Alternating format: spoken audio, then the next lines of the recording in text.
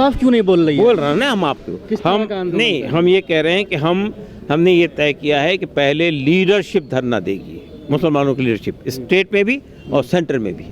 ये बात हम कह रहे हैं कि पहले लीडरशिप जेल जाएगी। हम यानी जब तक के ये बिल मंजूर नहीं होता है उस वक्त तक के भी, और अगर खुदा न खास्ता ये बिल मंजूर हुआ तो उसके बाद भी इसके खिलाफ एक आंदोलन छेड़ेंगे, देशव्यापी आंदोलन छेड़ेंगे। जेपीसी ने जो बिल था उसको और ज़्यादा सख्त बनाकर लाया है और इसलिए हमारे लिए वो एक्सेप्टेबल नहीं है कि जेपीसी में हमने जो बातें रखी थी, चाहे ईमेल के ज़रिए से जो हमारे लोगों ने भेजा था या हमने पर्सनल मुलाकात में जो चीज़ें रखी थी, उसका कोई झलक इस रिपोर्ट के अंदर मौजूद नहीं है। कि अपोजिशन के जो लोग जेपीसी के अंदर मौजूद थे उन्होंने जितनी आपत्तियां दर्ज कराई थी उसकी कोई झलक इस रिपोर्ट के अंदर मौजूद नहीं है। जो बातें जो संशोधन के लिए अपोजिशन मेंबरान ने दिया था उसको रिजेक्ट कर दिया गया और जो बीजेपी के मेंबरान ने जो चीज़ें दी थी उसको एक्सेप्ट कर लिया गया। हम इसमें सिर्फ मुसलमानों को नहीं, दूसरे समुदाय के लोगों को भी शामिल करेंगे।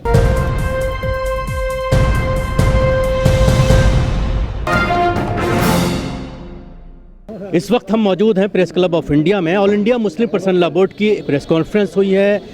वक्फ संशोधन बिल जो आज पार्लियामेंट में जिसकी रिपोर्ट पेश की गई है उसको लेकर रणनीति बनाई गई है all India Muslim personal law board के जरिए। कल एक मीटिंग हुई थी मजलिस आमला की। हमारे साथ डॉक्टर कासिम रसूल इलियास, स्पोक्स पर्सन AIMPL के, हमारे साथ मौजूद हैं। क्या कहना चाहेंगे, किस तरह की रणनीति बनाई गई है इस पूरे मामले को लेकर? ये जो आज राज्यसभा में जेपीसी की रिपोर्ट पेश की गई है इस पर हमें सख्त एतराज़ है।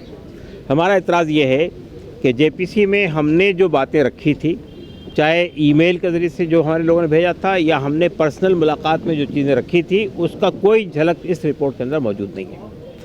दूसरी बात यह है कि अपोजिशन के जो लोग जेपीसी के अंदर मौजूद थे उन्होंने जितनी आपत्तियां दर्ज कराई थी उसकी कोई झलक इस रिपोर्ट के अंदर मौजूद नहीं है। 44 अमेंडमेंट्स में जो बातें जो संशोधन के लिए अपोजिशन मेंबरान ने दिया था उसको रिजेक्ट कर दिया गया और जो बीजेपी के मेंबरान ने जो चीज़ें दी थी उसको एक्सेप्ट कर लिया गया। तो ये हर तरह से एक तरह हम कह सकते हैं कि यूनिलैटरल रिपोर्ट है, ये बायस्ड रिपोर्ट है, ये गैर कानूनी रिपोर्ट है, ये असंवैधानिक रिपोर्ट है जिसको आज पार्लियामेंट में पेश किया गया है। और हम समझते हैं कि हम यानी जब तक के ये बिल मंजूर नहीं होता है उस वक्त तक के भी, और अगर खुदा न खास्ता ये बिल मंजूर हुआ तो उसके बाद भी इसके खिलाफ एक आंदोलन छेड़ेंगे, देशव्यापी आंदोलन छेड़ेंगे। जितने भी कानूनी रास्ते अवेलेबल हैं हमारे पास में, चाहे अदालत का रास्ता हो, चाहे और डेमोक्रेटिक ऑप्शंस अवेलेबल हों, उन सब का इस्तेमाल करेंगे। उस वक्त तक की ये तहरीक चलेगी, उस वक्त तक ये आंदोलन चलेगा जब तक कि ये कानून रिपील नहीं हो जाता। डॉक्टर साहब एक बात बताइए, कोई 2-4 पॉइंट तो ऐसे बताइए जिसको आपको लगता है कि इससे नुकसान हो जाएगा, क्योंकि सरकार ने तो सीधे सीधे कह दिया है कि इससे महिलाओं का रिप्रेजेंटेशन हो जाएगा, इससे तो जो पारदर्शिता है वो आ जाएगी, इससे तो बहुत फ़ायदा होगा। अब तक कुछ ही लोग कब्जा किए बैठे थे, कुछ तो बताइए कि इससे आपको नुकसान क्या हो रहा है? इससे नुकसान ये है कि ये गलत भ्रम पैदा किया जा रहा है कि इसमें पहली बार इन्होंने विमेन के लिए रिजर्वेशन किया है। पहले भी विमेन मेंबर आती थी इलेक्ट होकर इसके अंदर, और उसमें है अभी कई वक्फ बोर्डों के अंदर महिलाएं मौजूद हैं, तो विमेन मेंबर का रास्ता कभी नहीं रोका गया। और दूसरी बात ये है कि अब पहले तमाम लोग डेमोक्रेटिकली इलेक्ट होकर आते थे, चाहे पार्लियामेंट मेंबर हो, चाहे असेंबली के मेंबर हो, चाहे बार काउंसिल मेंबर हो, अब नॉमिनेशन से आएंगे। ये एक मसला है। तीसरी बात ये कि पहले कोई डिस्प्यूट खड़ा होता तो ट्राइब्यूनल बनता था और ट्राइब्यूनल के ऊपर में सुनवाई होती थी। अब वो ट्राइब्यूनल के प्रोविजन को ख़त्म किया जा रहा है और 3 मेंबर ट्राइब्यूनल को 2 मेंबर कर दिया गया है। सेंट्रल गवर्नमेंट का, स्टेट गवर्नमेंट का या गवर्नमेंट की सेमी गवर्नमेंट बॉडीज़ का कोई डिस्प्यूट होगा तो उसको वक्फ बोर्ड तय नहीं करेगा, उसको कलेक्टर तय करेगा। अब कलेक्टर के ऊपर एक और अधिकार को बिठा दिया गया है। और फिर ये कि उसमें जो वक्फ बाय यूज़र का कानून था कि अगर जो कोई प्रॉपर्टी वक्फ के तौर पे इस्तेमाल हो रही है, सैकड़ों साल से इस्तेमाल हो रही है, उसके इस्तेमाल के बुनियाद पे वो वक्फ प्रॉपर्टी है। लेकिन अब ये कहा गया अगर वो रजिस्टर्ड नहीं है तो वक्फ प्रॉपर्टी नहीं है। तो एक चीज़ है। फिर जो लिमिटेशन का कानून है उससे एग्जाम्प्ट किया गया था वक्फ को, वो ख़त्म कर दिया गया। तो ये जितने अच्छा, दूसरी बात ये कि इसमें नॉन मुस्लिम के लिए प्रोविज़न पैदा किया गया, मुसलमानों की जो शर्त थी वो हटा दी गई। तो आप मुझे बताइए कौन सी ऐसी चीज़ है जिससे कि आप ये कह रहे हैं पारदर्शिता आई, कौन सी चीज़ है जिससे पारदर्शिता नहीं है पहले? और दूसरी बात ये जो कानून पार्लियामेंट से बने थे वो किसने बनाए थे? मुसलमानों ने बनाए थे? वो गवर्नमेंट ने बनाए थे, पार्लियामेंट ने बनाई थी कानून।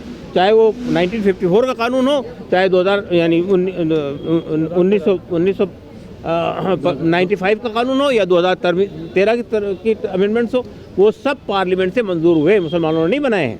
तो इसलिए ये कहना कि क्या हो रहा था क्या नहीं हो रहा था, सवाल ये पैदा होता है कि अब जो कानून लाया गया है वो कानून सीधा सीधा वक्फ की प्रॉपर्टी पे कब्जा आंदोलन करने- की क्या रूपरेखा होगी, किस तरह का आंदोलन किया जाएगा, क्योंकि इसको लेकर के कहीं ना कहीं बेचैनी है मुसलमानों। देखिए, आंदोलन के जितने रास्ते अवेलेबल हैं सबका इस्तेमाल किया जाए। साफ क्यों नहीं बोल रही है? बोल रहे हैं ना हम आपको। किस तरह हम का आंदोलन नहीं, करें? हम ये कह रहे हैं कि हमने ये तय किया है कि पहले लीडरशिप धरना देगी, मुसलमानों की लीडरशिप स्टेट में भी और सेंटर में भी। ये बात हम कह रहे हैं कि पहले लीडरशिप जेल जाएगी, ये ज़रूरत पड़ी तो जेल जाएगी, लीडरशिप जाएगी। और उसके बाद हमने ये कहा है कि हम इसमें सिर्फ मुसलमानों को नहीं, दूसरे समुदाय के लोगों को भी शामिल करेंगे, और हो रहे हैं। अभी हमारा 15 तारीख को एक प्रोग्राम है जिसमें दलित हैं, आदिवासी हैं, सिख हैं, ईसाई हैं और ट्राइबल्स हैं, और उसके अलावा ओबीसीज के लोग हैं, वो भी सब शामिल हो रहे हैं, वो भी साथ में आएंगे हमारे। तीसरी बात हमने ये कही है कि हम इसके वक्फ के बारे में जो भ्रम पैदा किया जा रहा है, गलत फहमियाँ पैदा की जा रही हैं, उनको अवेयरनेस पैदा करने की कोशिश करेंगे। और अगर इन सबके बावजूद भी ज़रूरत पड़ी, अगर ये बात मानी नहीं गई तो हम पब्लिक कॉल देंगे। आपने नीतीश कुमार और चंद्रबाबू नायडू को भी वार्निंग दी है कि सियासी नुकसान होगा। तो ये तो होता है, इसमें कौन सी बात है। अगर आप एक पूरे समुदाय को काट कर कोई उनके खिलाफ कोई कानून बनाएंगे तो उसका नुकसान तो होना ही होना है, पॉलिटिकल नुकसान तो होना ही है। धन्यवाद। मनमानी खत्म होगी। मनमानी कहाँ से है, आप ये बताइए। आज जो वक्फ एक्ट है, अगर सरकार उसमें कोई चीज़ लागू करना चाहती तो कौन सी चीज़ रुकावट है भाई? जो चेयरमैन होता है वो कौन होता है? वो तो लोग जो रूलिंग पार्टी है उसका ही विधायक होता है, बाहर का आदमी तो नहीं होता है ना। पहले मामला कोर्ट में नहीं जाता था, अब जाएगा कोर्ट में। कोर्ट में पहले भी जाता था, ये बिल्कुल गलत बात है ना। आप मुझे बताइए, ट्राइब्यूनल के बाद हाई कोर्ट, ट्राइब्यूनल के फैसले को हाई कोर्ट में और सुप्रीम कोर्ट में चैलेंज किया जा सकता है। अभी भी नीतीश कुमार से आप लोगों की मुलाकात हुई थी, उनकी पार्टी के एक एमपी का बयान आया कि अब दूसरी शक्ल में आ गया है, जो कमियां थी उनको पूरा कर लिया गया है, तो अब बिल हमें एक्सेप्ट है, तो क्या कहना देखिए, चाहिए? ये भ्रम पैदा किया जा रहा है। मैंने बताया आपको कि जब आपने अपोजिशन पार्टियों के किसी भी संशोधन को कबूल नहीं किया, मुसलमानों के किसी भी बात को कबूल नहीं किया, तो क्या आपने उसमें किया है? कुछ भी नहीं किया, और ज़्यादा गलत बना दिया उसको।